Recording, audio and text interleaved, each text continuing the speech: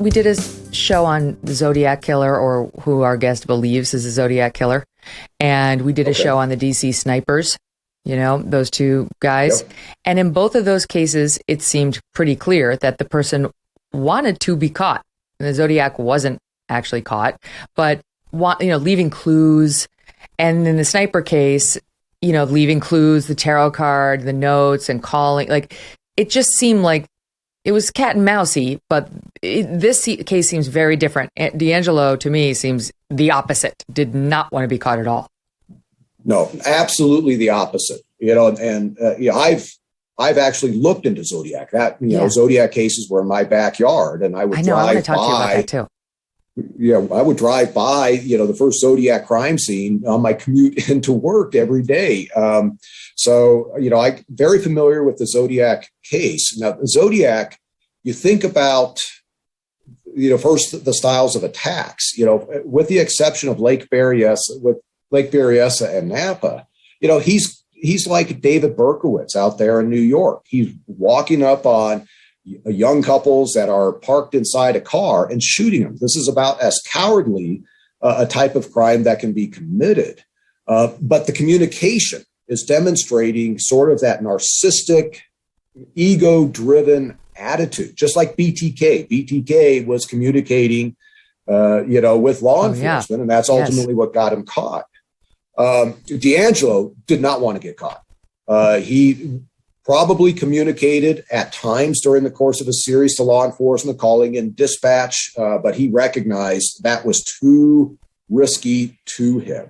And so when he is arrested and sitting in that interview room, he is so shocked that he got caught and so dejected. He just wanted to live out his life.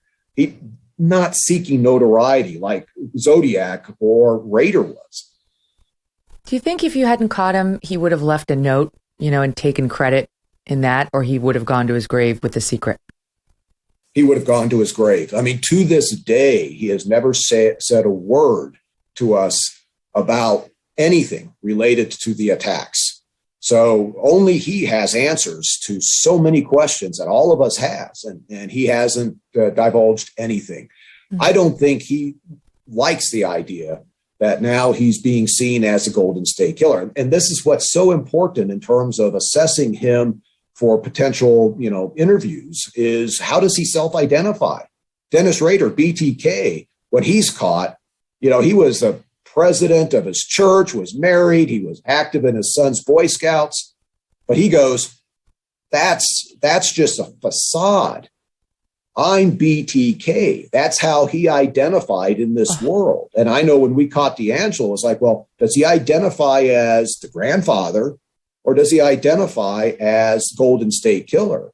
And to this day, we don't know. But right now, he's not like saying, hey, look at me, I'm the Golden State Killer. He just wants it to be quiet. In discussing the snipers, they said, I am God, call me God, things like that. And they seem to suffer from a God complex. I mean, the elder, in particular, Muhammad, who was driving it, suffer from a God complex and really felt powerful in committing these murders. D'Angelo seems to have been driven by something very different. Yeah, very complicated in terms of assessing what his motive is, true, inner motive. Some of these killers, that God complex is very real. They control if this person that they're attacking dies and when that person dies. And there's numerous examples of such as Samuel Little, or even Jesperson, the smiley, happy face killer, where they would strangle these women to the point of unconsciousness and let them come back alive, only to do it over and over again. This is what they said gave them that power. D'Angelo, there is a true,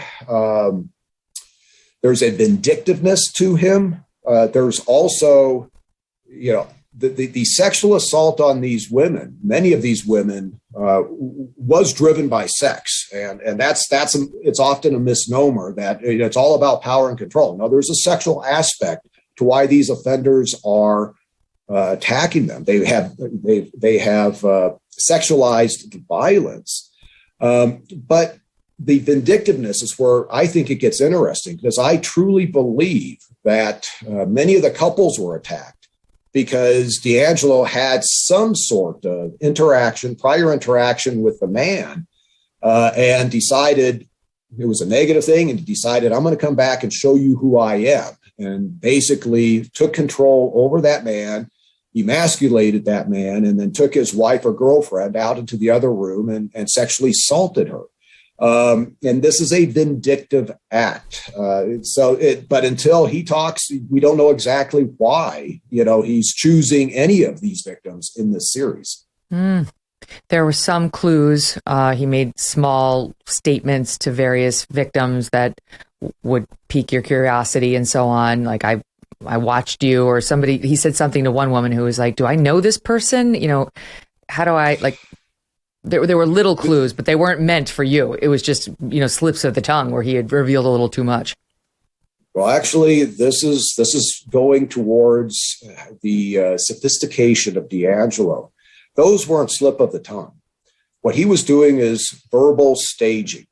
So you think about typical, when we say a crime is staged, this is where evidence has been changed at a crime scene in order to make, let's say, a homicide look like a suicide. So the offender isn't, draw the attention of the investigation. What D'Angelo was doing was making statements to these victims, knowing that they were going to talk to law enforcement. So he was planting seeds. And anytime somebody stages a crime, whether it be the physical evidence or the verbal aspect, that is to try to push the investigation away from themselves. So D'Angelo would say certain things like, as an example, you better not tell the cops you saw my van parked outside. And he said van over and over and over throughout the second half of the East Area Rapist series. Guarantee he never drove a van to any of these seats. He's probably driving a motorcycle or another vehicle. I killed 2 people down in Bakersfield, prior, so he's trying to push, I've already killed, down in Bakersfield. I'm going to do that to you. But he's also wanting the victim to relay that, he is from the Bakersfield area, which he wasn't. And most notably, one prime example is when he's asking this victim where her husband was at, and she said Roseville, which is just a city just north of Sacramento. He asks, where's Roseville? Like he doesn't know the area. He's from out of town. Well, D'Angelo was a police intern for Roseville PD. So this shows how this staging was working in his mind to try to throw off the investigation. Black Rifle Coffee Company is a veteran-founded company serving premium coffee to people who love America. They develop their explosive roast profiles with the same mission focus learned as military members serving this great country of ours. Black Rifle Coffee imports high-quality coffee beans from Colombia and Brazil, and they roast them 5 days a week at their facilities in Manchester, Tennessee, and Salt Lake City, Utah, which means you get the freshest coffee possible no matter where you live. Enjoy the awesome packaging and unique flavors like Silencer Smooth, Lava Panther, and more. The best way to enjoy Black Rifle's freedom-filled coffee is with the Black Rifle Coffee Club. When you join the club, your brew of choice is roasted, packaged, and shipped free to your door on your schedule. It's a win-win. Purchase at blackriflecoffee.com. Use the code MK at checkout for 20% off of your purchase and your first coffee club order. That's blackriflecoffee.com/MK. Use that code MK. Black Rifle Coffee is America's coffee. Hey, thanks so much for watching. If you like what you just saw, hit the subscribe button for more clips and full episodes.